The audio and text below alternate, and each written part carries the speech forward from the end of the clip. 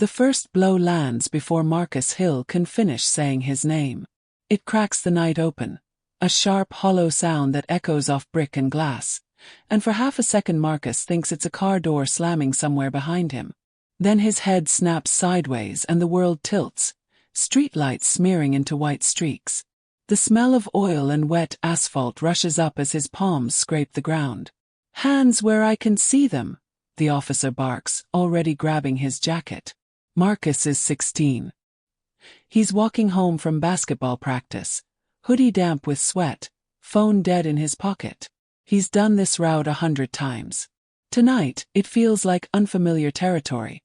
The patrol car's lights painting the sidewalk red and blue, the officer's shadow stretching tall and distorted across his chest. "I didn't do anything," Marcus says, breathless. His voice cracks despite his effort to steady it. The officer's jaw tightens. Smart mouth too. A knee presses into Marcus's back. Gravel bites into his cheek. Someone across the street pauses, then keeps walking. A window curtain twitches and falls still. Pain blooms, hot and disorienting. Not just in his ribs, in his chest, where confusion turns to fear. Marcus thinks of his father's last warning before he moved away for work. "Keep your head down. Don't argue." "I said don't move," the officer growls. Marcus whispers, barely audible, "Please." The officer leans close, breath sour with coffee and impatience, and says the line Marcus will remember for the rest of his life. "You people always learn the hard way." A phone camera clicks somewhere in the dark. The officer freezes. And in that frozen second, Marcus realizes this isn't just a beating. It's the moment that's about to split his life in two. Marcus Hill noticed the patrol car the moment the lights cut across the sidewalk. Red, blue, red again. The colors slid over the brick storefronts and the closed barber shop, turning familiar places into something sharp and unreal. He kept walking, shoulders loose, hands visible, just like his dad had taught him. He was 2 blocks from home. Close enough to smell dinner through the screen door. "Hey!" a voice called out behind him. Marcus stopped. He turned slowly, heart already tapping faster than it should have been. The officer stepped out of the car, tall, broad, hand resting near his belt like it belonged there. The name Keller was stitched in white above his pocket. "Yes, sir," Marcus said. "What are you doing out here this late?" Marcus glanced at the street, confused. "Walking home. From practice." "Practice where?" "Jefferson High." Keller's eyes flicked over him. Hoodie, sneakers, gym bag, then back to his face. "You got ID?" "I'm 16, Marcus said. "I don't carry." "Answer the question," Keller snapped. Marcus swallowed. "No, sir." Keller sighed, exaggerated, like Marcus had personally inconvenienced him.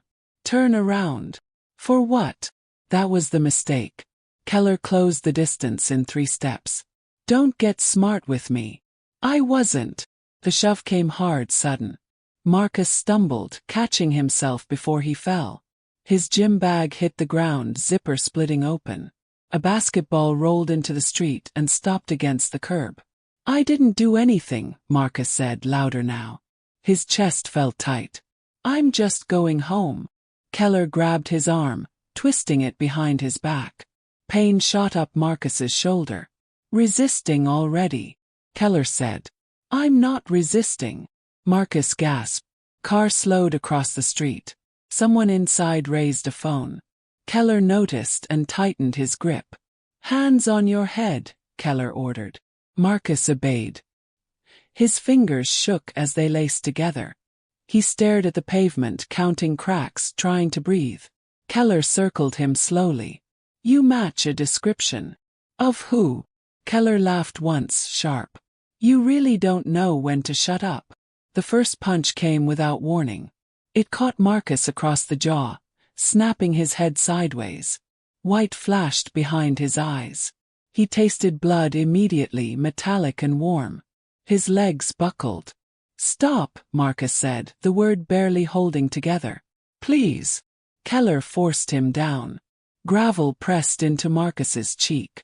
A knee drove into his back, stealing his breath. Somewhere nearby a woman said, "Oh my God," and then nothing. "Stay still," Keller said. "I am," Marcus whispered. Tears leaked from his eyes, mixing with dirt. His ribs screamed every time he inhaled. He thought of his mother, of his dad's voice on the phone, always worried, always distant. Phone camera clicked again. Keller froze. For a second the pressure lifted. Marcus felt air rush back into his lungs and took it in with a sob. Keller stood up, scanning the street. "You!" he barked at the person filming. "Move along." The person didn't. Keller swore under his breath. He hauled Marcus up roughly. "You're coming with me." "For what?" Marcus asked. His words slurred. "Disorderly conduct. Resisting. Pick one." Marcus sagged against the car as Keller cuffed him. The metal bit into his wrists. As Keller shoved him into the back seat, Marcus caught his reflection in the window. Swollen lip, dirt-streaked face, eyes wide with something breaking open inside him. The door slammed shut. The lights started flashing again. And Marcus realized the walk home was over. The hospital smelled like antiseptic and old coffee, sharp enough to sting Marcus's nose even through the fog in his head. Fluorescent lights buzzed overhead as he lay on the narrow bed, staring at a ceiling tile with a hairline crack shaped like a crooked lightning bolt. Every breath pulled at his ribs. His jaw throbbed in slow, steady waves, and his wrists burned where the cuffs had been. A nurse adjusted the blood pressure cuff on his arm. She didn't look at him at first. "Can you tell me your name?" she asked, voice gentle, practiced. "Marcus," he said. His lips felt swollen, stiff. "Marcus Hill." She wrote it down. "Age? 16. Her pen paused for half a second. She glanced up then, eyes softening just a little. "All right. We're going to take care of you." Two officers stood near the door. Not Keller. Different faces, same uniforms. They spoke in low tones, arms crossed, as if Marcus weren't there at all. "He was resisting," one of them said quietly. Keller had to restrain him. The nurse's jaw tightened. She said nothing. When they rolled Marcus onto his side for x-rays, pain shot through him so fast his vision blurred. "Sorry," the technician murmured. "I know. Almost done." Marcus bit down on a cry. He didn't want to give anyone the satisfaction of hearing it. Elaine Hill arrived 40 minutes later. Marcus heard her before he saw her, the sound of her heels stopping abruptly, the sharp intake of breath that broke into a gasp. "Oh my God," she said. Marcus turned his head slowly. His mother stood frozen in the doorway, purse clutched to her chest, eyes wide and shining. For a second she looked like she might fall apart. Then her face hardened into something fierce and unmovable. "What did they do to you?" she asked. "It was just—" Marcus started, then stopped. The words tangled up. "I don't know." Elaine crossed the room in 3 strides and took his hand carefully, as if he were made of glass. "You're bleeding," she said, voice shaking despite her effort to keep it steady. "I'm okay," Marcus lied. One of the officers cleared his throat. "Ma'am, your son was involved in an altercation with an officer. We're still—" "Get out," Elaine said. The officer blinked. "Excuse me." "My son is injured," she said, eyes never leaving his. "You can speak to a lawyer. You can speak to his father. You will not speak to him like this." The officer's face tightened. "We're just following procedure." Elaine finally looked at him then. "So are we." A supervisor arrived minutes later, older, grayer, with a calm smile that didn't reach his eyes. "Mrs. Hill," he said smoothly. "I'm Sergeant Wilcox. I understand this is upsetting." "You understand nothing," Elaine replied. Wilcox nodded sympathetically. "Of course. These situations can be confusing. Things escalate quickly." Officer Keller felt threatened. Marcus laughed before he could stop himself. Came out broken, ugly. "Threatened? By me?" Wilcox glanced at him, irritation flickering before he masked it. "Your son will be released once he's medically cleared. We'll file a report." If you'd like to make a complaint, there's a process. What process? Elaine asked. Wilcox hesitated just long enough for Marcus to notice. Internal affairs can be lengthy, stressful. Elaine squeezed Marcus's hand. We'll do it. Wilcox's smile thinned. I'd advise you to consider carefully. These things don't always go the way people expect. After he left, silence settled heavy in the room. Marcus stared at the wall. He thinks I did something, he said quietly. Elaine brushed her thumb over his knuckles. It doesn't matter what he thinks. It does, Marcus said. His chest tightened. They all do. A public defender stopped by later, a young man with tired eyes and a stack of forms. He spoke gently, but every word felt like a warning. The charges are minor, he said. Likely dropped. But filing a complaint against an officer can complicate things. Why? Marcus asked. The defender sighed. Because the system doesn't like being questioned. A doctor confirmed bruised ribs, a fractured cheekbone, a mild concussion. No internal bleeding. Lucky, they said. Marcus wondered what unlucky looked like. When they finally discharged him, it was after midnight. Outside, rain slicked the pavement. Camera vans lined the curb, lights glaring. Elaine stopped short. What is this? She demanded. A reporter spotted them. Mrs. Hill. Is it true your son was assaulted by police tonight? Elaine's head snapped up. How do you know our name? Another voice cut in. Marcus, can you tell us what happened? Marcus froze. The noise, the lights, the questions crashed over him like waves. His heart raced. Elaine stepped in front of him, shielding him with her body. No comment, she said sharply. He's a minor. They pushed past, hearts pounding. In the car, Elaine gripped the steering wheel until her knuckles went white. This shouldn't happen, she said. It shouldn't. Marcus leaned his head against the window. Streetlights blurred past, stretching into lines. Mom, he said softly. If Dad wasn't, if he didn't. Elaine's breath caught. She said nothing for a long moment. That's exactly why this matters, she said finally. At home, Marcus sat on his bed, ice pack pressed to his face. His phone buzzed non-stop. Messages, missed calls, notifications. Someone had posted the video. The clip was short, cheeky, dark. It showed just enough. Keller's arm, Marcus on the ground, a voice saying, "Hey, stop." The comments scrolled endlessly. He should have complied. Another thug playing victim. Why was he out so late? Marcus dropped the phone like it burned. In the quiet of his room, pain settled deeper, heavier. Not just in his body, in the space where trust used to be. Downstairs, Elaine made a call. Her voice was low, controlled. Yes, she said. It's Marcus. Was. No, she said. He didn't resist. Another pause, longer this time. Then, Daniel, they hurt our son. Marcus stared at the ceiling, listening to the house breathe around him. He understood something then, with a clarity that scared him. The night wasn't over. It was just beginning. Officer Ryan Keller typed with 2 fingers, slow and deliberate, as if the words themselves needed time to catch up with the version of events already fixed in his head.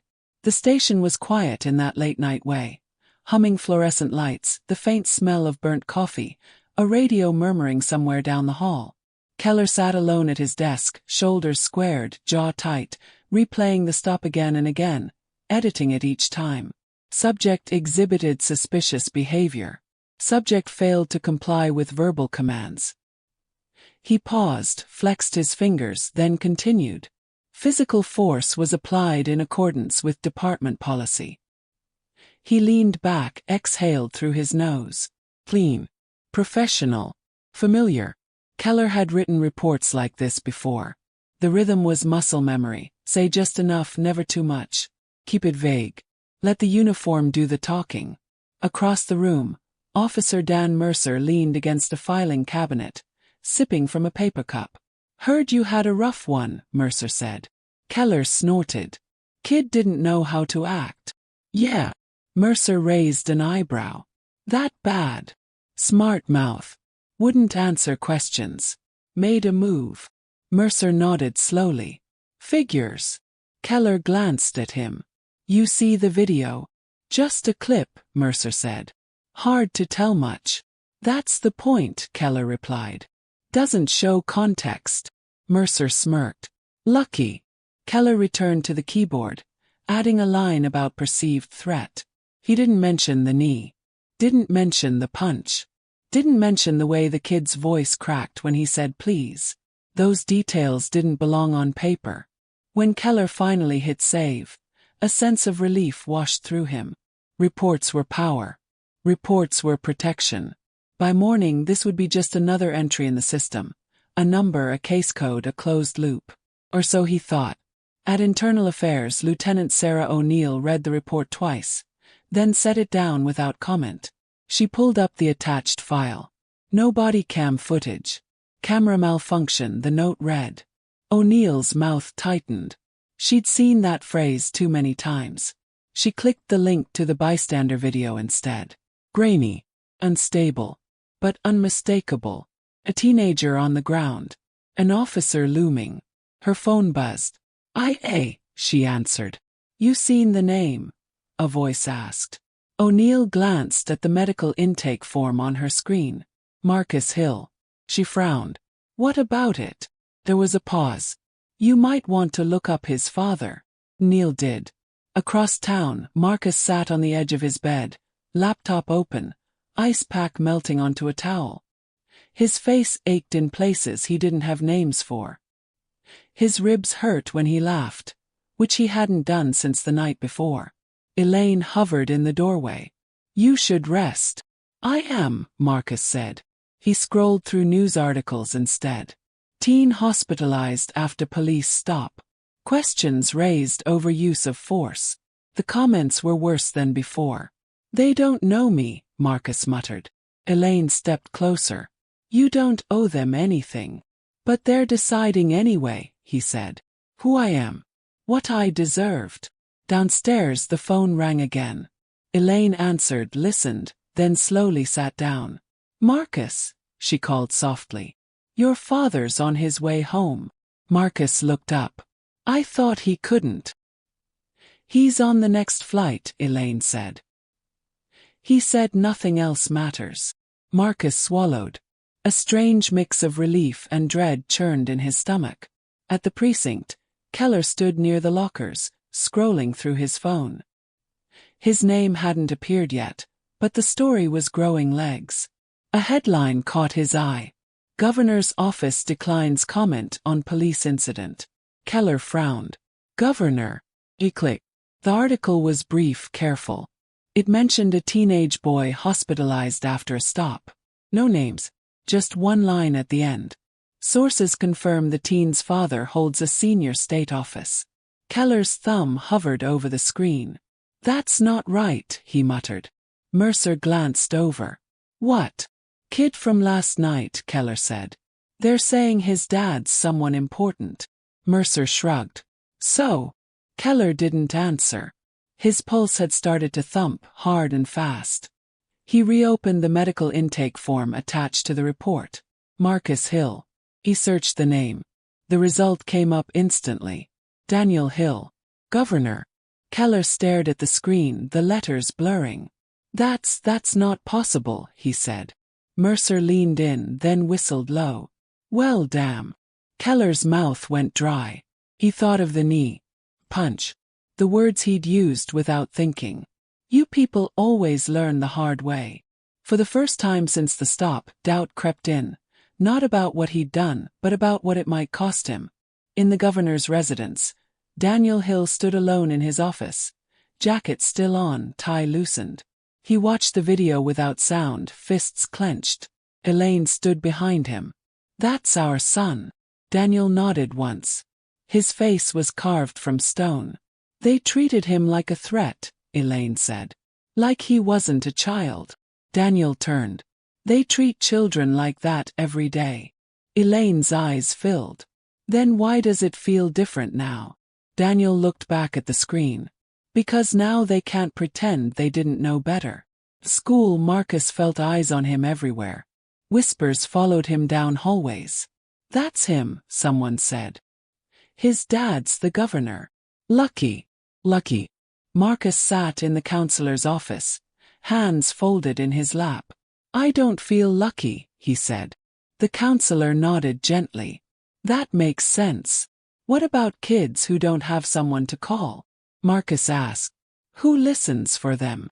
The counselor didn't answer right away. That's a hard question. That evening, Keller was called into the captain's office. The captain didn't raise his voice. He didn't need to. This situation has evolved, the captain said. Internal Affairs will be reviewing your report. Keller swallowed. I followed procedure. I hope so, the captain replied. For your sake. As Keller left the office, his phone buzzed again. Protests planned outside precinct. Governor to address incident. Keller looked around the station. The badges, the walls, the unspoken rules that had always held him up. For the first time, he wondered if they would still hold. Across the city, Marcus lay awake, staring at the dark. He understood something new now. The truth hadn't changed. Only who was listening. And listening, he was learning, could be just as dangerous as silence. By morning, Marcus Hill was no longer just a kid who'd been beaten during a police stop. He was a headline. The name spread fast. Faster than truth ever did. News alerts buzzed across phones before the sun was fully up. Morning anchors leaned forward with solemn expressions. Pundits rehearsed careful sentences.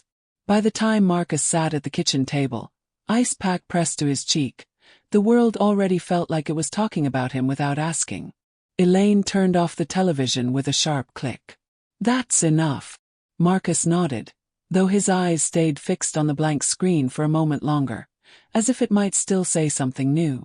They keep saying your dad's title, he said quietly. Not my name. Elaine exhaled. They think it explains everything. Does it? Marcus asked. She hesitated. It explains why they're paying attention. Outside, a black SUV idled at the curb. State troopers stood nearby, hands folded, faces neutral. Protection, they called it. Marcus felt like he was under glass. Daniel Hill came down the stairs slowly, phone pressed to his ear. He'd slept maybe an hour. His voice was calm, practiced. The voice he used when he spoke to donors, legislators, reporters. Yes, he said.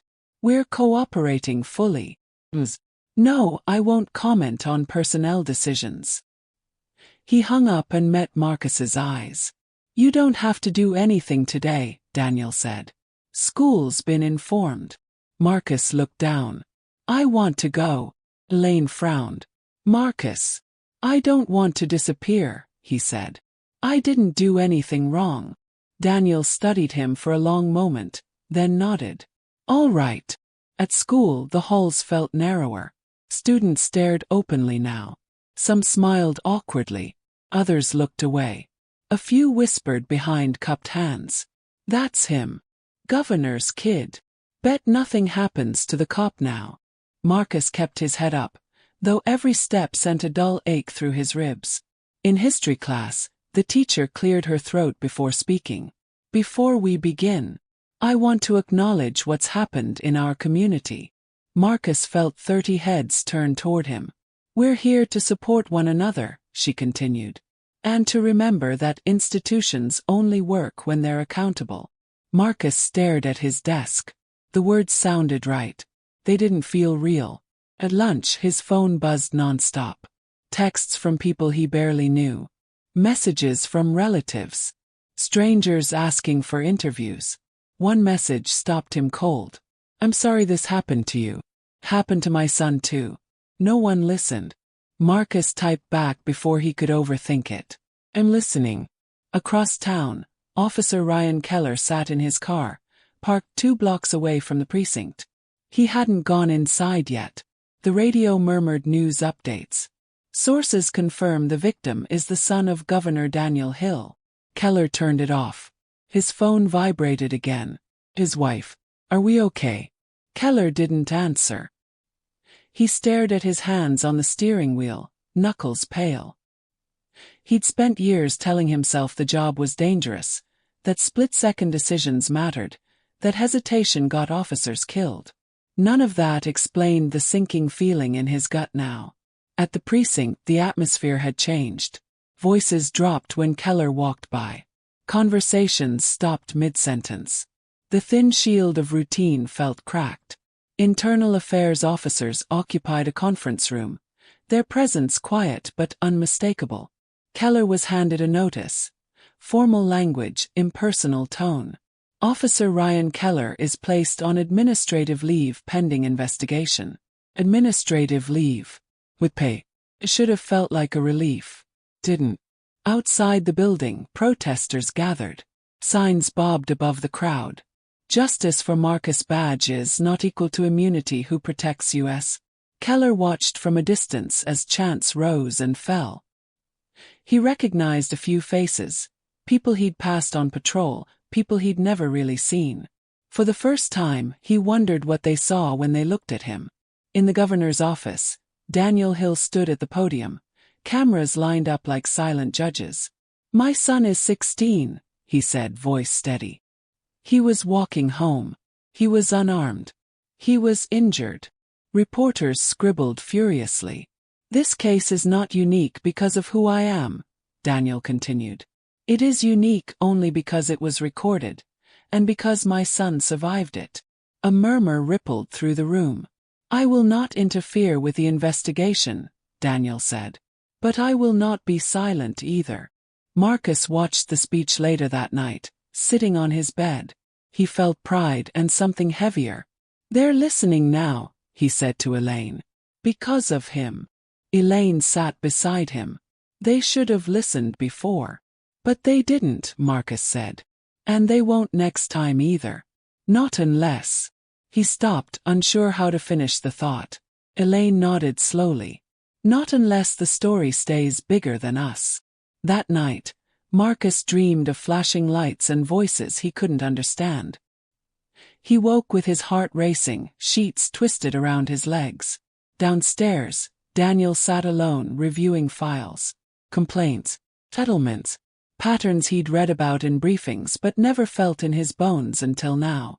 This wasn't one bad officer. It was a system that relied on silence. The next day, Internal Affairs called Marcus in for an interview. The room was plain. The questions were careful. Marcus answered them anyway, hands clenched in his lap. "What did you say to the officer?" "I told him I was going home." "Did you threaten him?" "No." "Did you resist?" "No." When it was over, the investigator looked at him for a long moment. "You were very clear," she said. Marcus nodded. "I had to be." Outside, another message waited on his phone. "They're marching tonight. For you. For all of us." Marcus typed back slowly. "Don't march just for me," he wrote. "March so the next kid doesn't need a famous name." Across the city, Keller sat in his dark living room, television off, phone face down. For the first time, the weight of what he'd done wasn't abstract. Had a name. Had a face. And it wasn't going away. Pressure arrived quietly at first. It showed up in emails marked urgent, in calendar invites that multiplied overnight, in the way people paused before speaking when Daniel Hill entered a room. It settled into Marcus's chest as a constant weight, heavier than the bruises that still ached when he moved too fast. The Internal Affairs interview had not been the end. It was the beginning. Marcus sat in a small conference room at the courthouse annex, hands folded on the table, a recorder placed neatly between him and the investigator. His mother sat to his left, silent but solid. A civil rights attorney sat to his right, pen ready, eyes alert. "Take your time," the investigator said. "We're going to walk through the night again." Marcus nodded. He hated that phrase, walk through. There was nothing casual about it. "Start from when you noticed the patrol car," she said. Marcus closed his eyes for half a second, then opened them. "The lights hit the sidewalk first," he said. "Red and blue. I thought they were pulling over someone else." The attorney wrote quickly. "What did you feel in that moment?" the investigator asked. Marcus hesitated. He'd been asked about actions before, not feelings. Like I needed to be careful, he said finally. Like one wrong move would matter more than anything else. Elaine's hand tightened on his knee. They asked about his tone, his posture, his words. Each question felt like it carried an accusation just beneath the surface, even when it didn't mean to. When it was over, Marcus felt hollowed out. Outside, a cluster of reporters waited behind barricades. Microphones rose as soon as they spotted him. Marcus, do you believe race played a role? Are you satisfied with the investigation? Do you think your father's position influenced the response? Marcus froze. Elaine stepped forward. No questions, she said firmly. But the words lingered in Marcus's head. Do you think your father's position influenced the response? At the precinct, pressure took a different shape. Officer Ryan Keller sat across from an internal affairs panel. His back straight, hands clasped tightly enough to whiten his knuckles. His union representative sat beside him, calm and confident. You followed training, the rep said. Say that. Keller nodded. I followed training. The questions came anyway. Why was force escalated so quickly? Why was the subject struck? Why is there no body camera footage? The camera malfunctioned, Keller said again and again. One of the investigators leaned forward. It malfunctioned during the only part of the encounter involving physical force? Keller's jaw tightened. That's what the report says. Your report, she replied. Keller felt sweat gather at the base of his neck. This wasn't how these interviews usually went. There was no easy rhythm, no shared understanding. The air felt colder. When he left the room, his phone buzzed with missed calls. His wife, his brother, a number he didn't recognize. He didn't return any of them. Across the city, Daniel Hill met with advisors who spoke in measured tones about optics and precedent. You must be careful, one said. Anything you say could be construed as interference. Daniel nodded. I understand. Another leaned forward. This is bigger than your son. Daniel looked up sharply. My son is the reason it matters. They spoke of policy reviews and task forces, of timelines and statements. Daniel listened, but his thoughts kept circling back to Marcus, to the way his son had flinched when a door slammed, to the silence that sometimes swallowed him whole. That night, Marcus sat with a therapist for the first time. It's normal to feel angry, she said gently. I don't feel angry, Marcus replied. I feel watched. The therapist nodded. That's a loss of safety. Marcus swallowed. Everyone keeps asking me to be strong. You don't have to be, she said. You just have to be honest. Honesty, Marcus was learning, was its own kind of pressure. The protests grew larger as the week wore on. Names of other victims appeared on signs beside Marcus's. Candles lined sidewalks. Speeches echoed through city squares. Marcus attended one rally quietly, standing at the edge of the crowd in a baseball cap pulled low. A woman recognized him anyway. She didn't ask for a picture. She just touched his arm gently. Thank you for speaking, she said. Marcus shook his head. I didn't. You did by surviving, she replied. At the precinct, Keller watched the protests from a distance, arms crossed, expression unreadable. Younger officers avoided his gaze. Older ones clapped him on the shoulder with forced reassurance. They'll forget, one said. They always do. Keller wasn't so sure. Another complaint surfaced. Then another. Incidents from years ago. Patterns once buried under paperwork now stitched together by attention. Internal affairs reopened files. The union grew quieter. Late one evening, Keller sat alone in his kitchen, staring at a cold cup of coffee. His wife stood in the doorway. Did you do it? She asked softly. Keller didn't answer right away. I did my job, he said finally. She nodded, but her eyes searched his face. That's not what I asked. Silence stretched between them, thick and uncomfortable. At home, Marcus listened as his parents argued in hushed voices. "This is tearing him apart," Elaine said. "He needs to see this through," Daniel replied. "He's a child. He's a citizen." Marcus closed his door gently and sat on his bed. His phone buzzed again. Another message from someone he didn't know. "My son didn't have a governor for a father. Thank you for standing." Marcus stared at the words for a long time. The pressure, he realized, wasn't just about what might happen next. It was about what had already been happening, quietly, constantly, to people without microphones, without lawyers, without protection.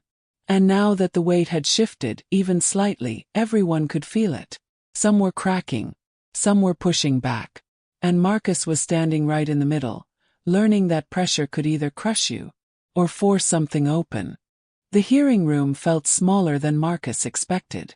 Not physically. The ceiling was high, the walls paneled in pale wood, but emotionally, like the air had been pressed flat by too many unspoken things. Rows of chairs filled quickly. Lawyers whispered. Reporters adjusted microphones. A low hum of anticipation settled over everything. Marcus sat at the long table beside his attorney. Hands folded, posture straight. His ribs still ached when he breathed too deeply. He focused on keeping his face neutral, the way everyone had advised him to do. Across the room, Officer Ryan Keller took his seat. For a moment their eyes met. Keller looked away first. The chair of the disciplinary board called the room to order. Her voice was calm, almost gentle, as if that might soften what was about to happen. "This hearing concerns the conduct of Officer Ryan Keller on the night of." The date landed in Marcus's chest like a dropped weight. The board reviewed procedure first. Training. Policy. The language felt clinical, distant. Marcus listened anyway. He was learning how easily harm could be buried under the word protocol. The prosecutor stood. "We will begin with testimony from the complainant." Marcus rose slowly. His legs felt unsteady, but he walked to the witness chair and sat, hands gripping the edges. He raised his right hand, swore to tell the truth. His voice came out steady, surprising even him. "State your name for the record," the prosecutor said. "Marcus Hill. And your age." 16. A murmur rippled through the room. "Marcus," the prosecutor continued, "can you describe what happened that night?" Marcus took a breath. He thought of the therapist's words. "Just be honest." "I was walking home," he said. "I noticed a patrol car. The officer asked me questions. Answered. Then he shoved me." Keller shifted in his chair. Marcus kept going. "I didn't threaten him. I didn't run. I didn't touch him. I was scared." The defense attorney rose smoothly. "Officer Keller perceived a threat, did he not?" Marcus turned toward him. "I don't know what he perceived," he said. "I know what I did." "And what did you do?" "I complied," Marcus said. "Until compliance didn't matter anymore." The attorney smiled thinly. "You were wearing a hoodie, correct?" "Yes." "And it was late at night." "Yes." "So you can understand why an officer might be cautious." Marcus felt heat rise in his chest. He kept his voice level. "Being cautious isn't the same as hurting someone," he said. Pause followed, small but electric. The defense pressed on. "Did you raise your voice?" "I asked why I was being stopped," Marcus replied. "So you questioned his authority." Marcus looked directly at Keller then. "Is that a crime?" The chair banged her gavel once. "Order." Marcus returned to his seat, heart pounding. Next came witnesses. The bystander who filmed the video testified first, a woman with shaking hands and a determined voice. "I almost didn't film," she admitted. "I was scared. But when I heard him say please, I couldn't stop myself." She described what she saw, what she heard, what she didn't see. No weapon, no attack, no threat. Medical experts followed. Photos of Marcus's injuries appeared on a screen. The room fell silent. Bruises told their own story. Then it was Keller's turn. He took the stand, posture rigid, voice controlled. I acted in accordance with my training, he said. I feared for my safety. Based on what? The prosecutor asked. His behavior, Keller replied. What behavior specifically? Keller hesitated. Non-compliance. Aggression. The prosecutor gestured to the screen. Where is that aggression visible in the footage? Keller swallowed. The footage is incomplete. And your body camera malfunctioned. The prosecutor nodded slowly. Officer Keller, are you aware of prior complaints filed against you? The defense attorney objected. The board allowed the question. Keller's jaw tightened. Yes. 3 complaints involving excessive force, the prosecutor said. 2 settled. 1 dismissed. None sustained, the defense added quickly. Yet here we are, the prosecutor replied. Keller's eyes flicked toward Marcus again, not with anger this time, but something closer to calculation. As the hearing dragged on, patterns emerged. Language repeated itself. Perceived threat. Officer safety. Split-second decision. Marcus realized something then. The system wasn't built to ask why. It was built to excuse. When closing statements began, the room leaned forward as one. This is not about one night, the prosecutor said. It's about a pattern of escalation justified by fear. Fear that attaches itself to certain bodies more than others. The defense countered with discipline, danger, uncertainty. Then the chair spoke again. We will deliberate, she said. The board cleared the room. Marcus sat in the hallway, hands clasped, waiting. Elaine sat beside him, her shoulder touching his. No matter what happens, she whispered. I'm proud of you. Marcus nodded, eyes fixed on the closed doors. After an hour, the doors opened. Everyone filed back in. The chair's voice was steady as she read the findings. Based on the evidence presented, this board finds that Officer Ryan Keller violated department use of force policy. A breath Marcus didn't realize he'd been holding escaped him. We recommend termination and referral for criminal review. The words hung in the air, heavy and irreversible. Keller stared straight ahead, face pale. The room erupted.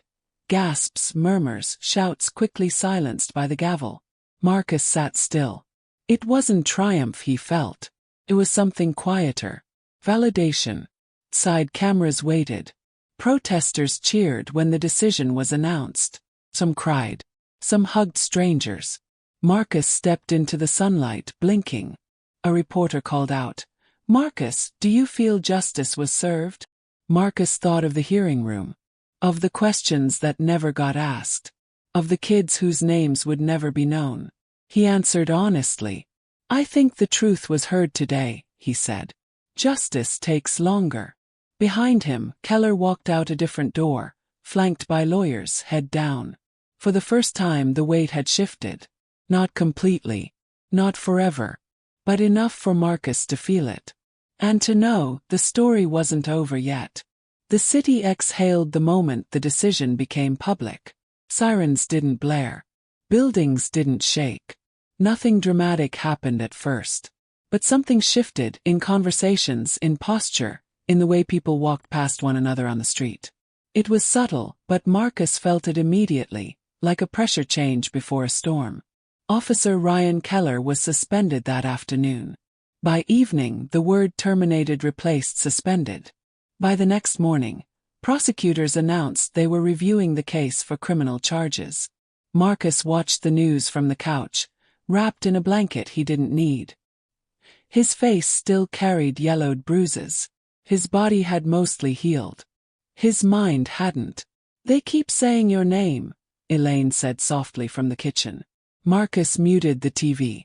They keep saying his too. Keller's photograph appeared on screen. Cropped badge photo, neutral expression. The caption read, Former officer. Marcus felt a strange tug in his chest. Not sympathy. Not satisfaction either. Just wait. At school, administrators announced new listening sessions.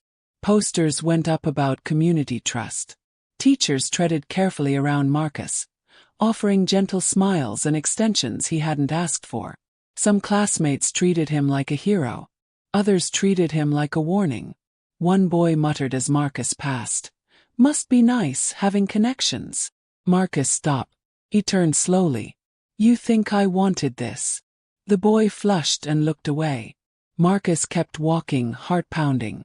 Even now, even after everything, the blame still found him. Outside the school gates, protesters remained. Fewer now, but still present. The signs changed. Fire the cop became reform the system. Justice for Marcus became justice for all. Marcus liked that better. Daniel Hill held another press conference, this one shorter, sharper. "This case is not a victory," he said. "It is an indictment." Reporters leaned forward. "My family was heard because of my position," Daniel continued. "Most families aren't. That is unacceptable." Behind the podium, Marcus watched his father carefully. He recognized the restraint, the way anger was folded into policy language, how pain was translated into proposals. Later that night, Marcus asked, "Do you ever wish you weren't governor?" Daniel didn't answer right away. Then, "Sometimes." Marcus nodded. "Me too." Across town, Ryan Keller packed a cardboard box.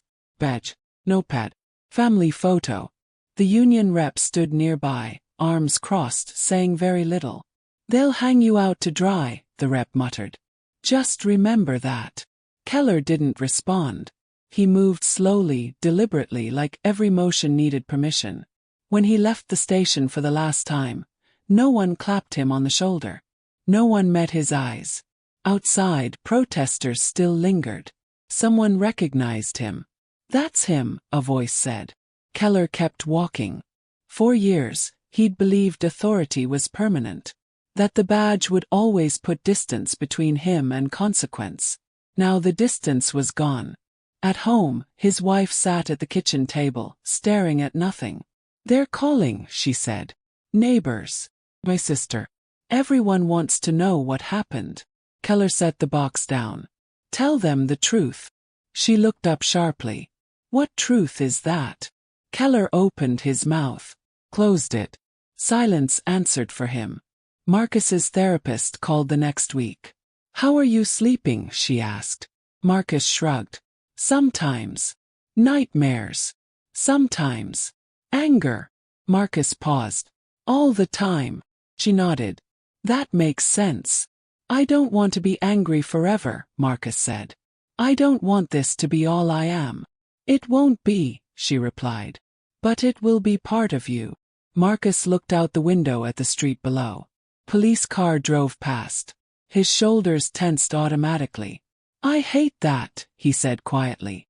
At a community forum held at a church basement, Marcus sat in the back row, baseball cap pulled low. Speakers took turns at the microphone. Activists, pastors, parents. A woman stood and spoke through tears. "My son didn't make it," she said. "No video. No governor." The room went still. Marcus felt Elaine's hand find his. When the moderator asked if anyone else wanted to speak, Marcus stood before he could stop himself. The room turned. "My name is Marcus," he said. His voice shook, then steadied. "I survived because someone filmed. And because my father has power." A murmur moved through the crowd. "That shouldn't be the requirement," Marcus continued. "None of us should need proof just to be believed." Silence followed, not empty but listening. "I don't want special treatment," Marcus said. "I want equal protection." Applause rose slowly, then all at once. Later, alone in his room, Marcus scrolled through messages. Some thanked him. Some accused him. Some demanded more. He put the phone down. For the first time since the night of the stop, Marcus allowed himself to cry. Not from pain, but from exhaustion. The kind that settled deep in his bones. Down the street, Keller sat in his car, parked outside a liquor store, engine off. He stared through the windshield, watching people come and go. He thought of the hearing. Of Marcus's steady voice. Of the word terminated echoing in his head. He didn't feel like a villain. That frightened him more than anything else. Back at home, Elaine checked on Marcus before bed. "You okay?" she asked. Marcus nodded. I think so. She smiled sadly. That's enough for now. As she turned off the light, Marcus stared into the dark. The fallout wasn't clean. It wasn't fair. It didn't land evenly. But something had cracked open. And once a crack existed, it was impossible to pretend the wall was solid. The story was no longer just about what had been done to him. It was about what would happen next, to everyone watching, waiting to see whether the silence would return, or whether this time it would finally break. The courtroom felt colder than the hearing room had. Not in temperature, in tone. Here there were no careful euphemisms, no polished statements about procedure. Words carried weight. Evidence sat heavy on the tables. Consequences waited, patient and unblinking. Marcus sat beside Elaine in the second row. Hands folded, posture straight. He wore a button-down shirt that still felt too stiff against his skin. His ribs no longer hurt when he breathed, but the memory of that night lived somewhere deeper, flaring unexpectedly. Across the room, Ryan Keller sat with his attorney, shoulders slightly hunched. The badge was gone. The uniform replaced by a plain jacket that did nothing to hide the strain etched into his face. The prosecutor stood. This case is not about politics, she said. It is about power, and what happens when it goes unchecked. She laid out the facts. And stop. The escalation. The injuries. The missing body cam footage. Prior complaints now stitched together into a pattern that could no longer be dismissed as coincidence. Keller's attorney countered with language Marcus recognized by now. Fear, uncertainty, training. Marcus listened, surprised by how distant it all felt. This wasn't happening to him anymore. It was happening because of what had happened. When it was time for victim impact statements, the judge looked directly at Marcus. You may speak if you choose, she said. Marcus stood slowly. The room quieted. I didn't plan to be here, Marcus said. His voice was calm, steadier than he expected. I didn't plan to be hurt. I didn't plan for my name to be on the news. He paused, eyes briefly finding Keller's before moving on. I was walking home. I was 16. I did what I was told. His throat tightened, but he kept going. This didn't just change one night for me, Marcus said. It changed how I move through the world. How I hear sirens. How I trust. Elaine's hand covered her mouth. I don't stand here for revenge, Marcus said. I stand here because what happened to me happens to other kids, and most of them don't get this room. Silence filled the space when he finished. The judge nodded once. Thank you. Sentencing came later. Keller was found guilty of excessive force and official misconduct. The sentence wasn't the maximum. It wasn't symbolic either. It was real: probation, mandatory counseling, decertification from law enforcement. When the gavel struck, Marcus felt a strange mix of relief and emptiness. Justice, he realized, didn't feel like victory. Felt like acknowledgement. Outside the courthouse, cameras waited, but Marcus didn't stop. He walked past them, sunlight warming his face. Elaine followed, arm linked through his. That's it? Marcus asked quietly. For today, she replied. In the weeks that followed, change moved slowly, but it moved. The department announced revised use of force guidelines. Body camera policies tightened. An independent review board was formed, pushed through by legislation Daniel Hill sponsored but refused to name after his son. This is not a legacy project, Daniel said in a statement.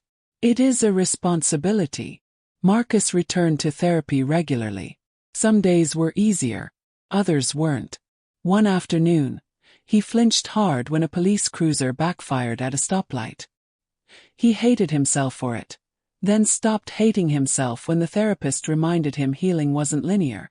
You don't owe anyone your resilience, she said. It comes when it comes.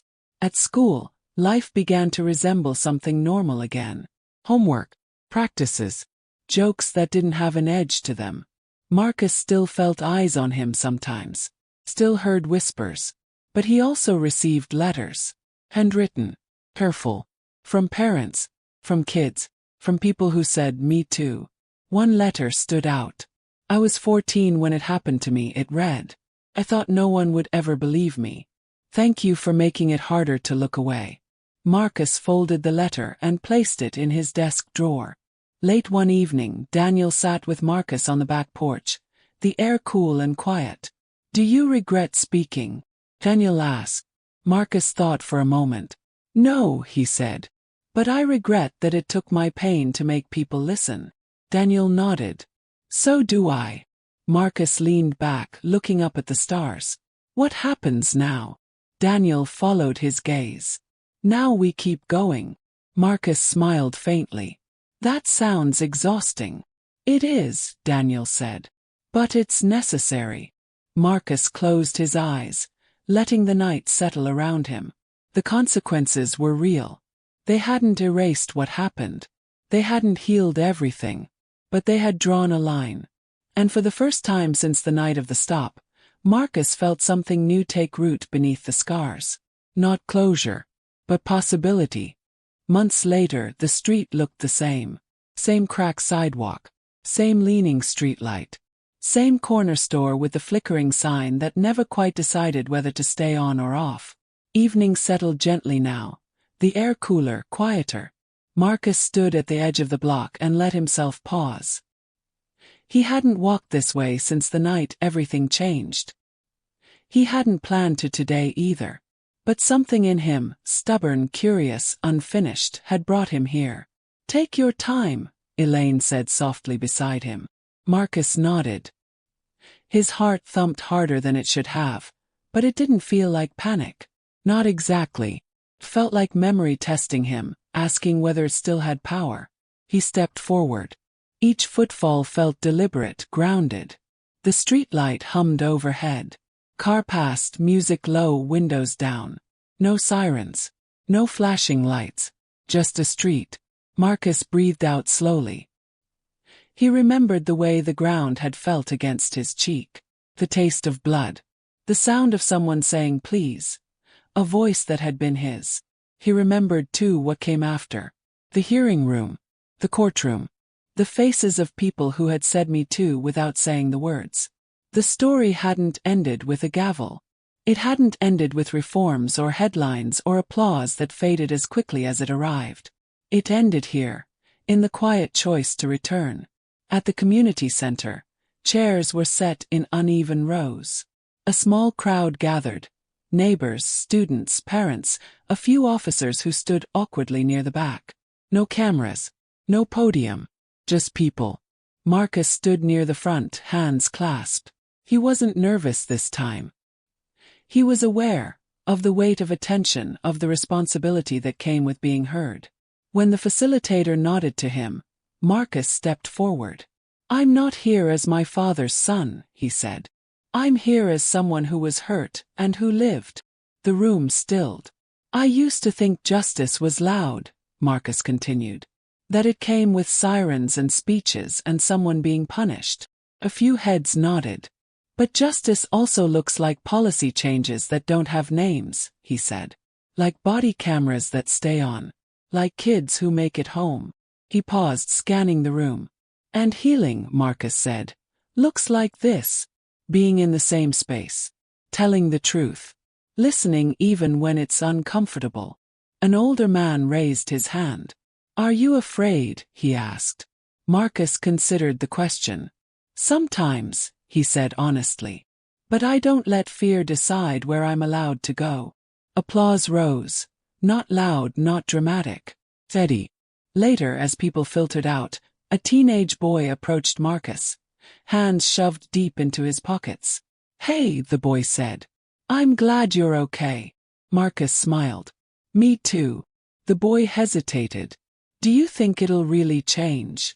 Marcus looked around the room, at the scuffed floors, the flyers taped crookedly to the wall, the people lingering in conversation.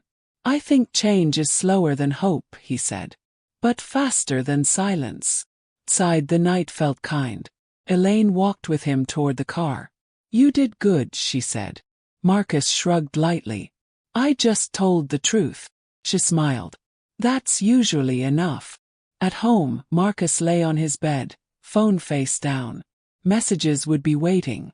Opinions, expectations, gratitude, anger. He didn't open them. Instead, he stared at the ceiling and let himself feel the quiet. He still startled at loud noises sometimes. Still replayed moments he wished had gone differently. Still carried anger. Not sharp anymore but heavy like a reminder. He carried something else now too. Urgency. The knowledge that his voice mattered. Not because of who his father was, but because of what he had lived through and chosen to share. Down the hall, Daniel paused outside Marcus's door, listening to the quiet inside. He didn't knock. He didn't need to. Some battles didn't require supervision. Outside, a patrol car rolled past the house. It didn't slow. It didn't stop. Marcus noticed it through the window, then returned his gaze to the room. The sirens were gone. Not erased from memory. Not forgiven. Just no longer in control. Marcus closed his eyes. Tomorrow would come with its own questions, its own work. But tonight, he allowed himself something small and hard-earned. Not because the world had fixed itself, but because he had learned how to stand inside it, unbroken, aware, and unwilling to be silent again. The first time Marcus drove past the precinct after everything, he didn't notice it at all. That realization came later, halfway down the road when he suddenly thought, I didn't tense up. The thought startled him more than the building ever had. He was 17 now. Older on paper, older in ways that didn't show. The world hadn't softened, but his relationship to it had shifted, inch by inch, breath by breath. At school, the whispers had mostly faded. New scandals replaced old ones. Attention moved on as it always did. Marcus learned that justice didn't freeze time. It passed through it, leaving marks some people noticed and others stepped over. He still noticed. In civics class, a teacher asked, "What does accountability look like?" Hands went up. Systems. Was. Oversight. Marcus raised his hand last. "It looks like patterns being named," he said. "Not ignored just because they're familiar." The room went quiet. The teacher nodded slowly. After class, a girl stopped him at the door. "I never thought about it like that," she said. Marcus shrugged. "I didn't either. Not until I had to." Some afternoons, Marcus volunteered at the community center now. Not as a speaker. Not as a symbol. Just another person helping with homework, stacking chairs, listening when kids talk too fast about things that matter to them. One boy asked him once, "Are you famous?" Marcus smiled. "No." The boy frowned. "But you were on TV." "So are weather reporters," Marcus said. "Doesn't mean they control the sky." The boy laughed. That felt like a win. At home, Daniel Hill signed a bill establishing statewide independent police oversight. No cameras, no ceremony, just ink on paper. He brought the pen home and set it on the kitchen counter. "This one's not a souvenir," he told Elaine. "It's a reminder." Marcus picked it up, turned it over in his hands, then put it back. "Good," he said. "Because reminders only work if you keep looking at them." Not every day was forward motion. Some nights, Marcus woke sweating, heart racing, certain he'd heard boots on pavement or a voice barking commands. On those nights, he sat on the edge of his bed and breathed until the present caught up. Therapy helped. Time helped a little. What helped most was knowing he wasn't alone anymore. Emails still came. Fewer now but deeper. Stories shared without expectation. Pain offered not as a burden, but as trust. Marcus replied when he could. When he couldn't, he didn't feel guilty anymore. He was learning the difference between responsibility and self-erasure. One evening, he stood in front of the mirror, studying the faint scar near his jaw. It would probably fade completely one day. The memory wouldn't. But memory, he'd learned, wasn't only a wound. It was evidence. At a small college info session, an advisor asked Marcus what he wanted to study. Marcus thought about policy, about law, about psychology, about all the ways systems touched people before they ever realized it. "I'm not sure yet," he said. But I want to understand how power works and how it fails. The advisor nodded.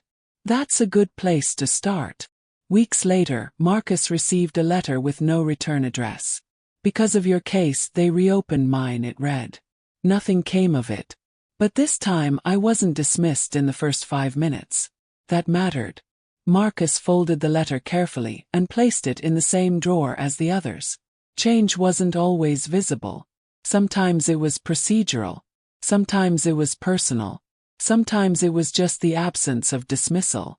On a cool evening near the end of summer, Marcus walked the neighborhood again. Not retracing trauma this time, just moving through space that belonged to him as much as anyone else. Kids played basketball in the street. Someone grilled on a porch. Music drifted, uneven and warm. Life unremarkable and precious. Patrol car passed slowly. The officer inside glanced over, then nodded once. Not authority, not suspicion. Acknowledgement. Marcus nodded back, then kept walking. He knew better than to mistake moments for endings. The system hadn't transformed overnight. There were still names that wouldn't be known. Stories that wouldn't trend. Pain that would never make the news. But there were also cracks now. And cracks let light through, if people were willing to look. Marcus reached the corner and stopped, hands in his pockets, breathing in the evening air. What remained wasn't fear. What remained was clarity. The knowledge that silence was a choice, and so was speaking. That survival wasn't the same as freedom, but it could lead there. That justice wasn't something you waited for. It was something you pressed toward again and again, even when your hands shook. Marcus turned toward home. Not healed, not finished, but standing, and ready for whatever came next.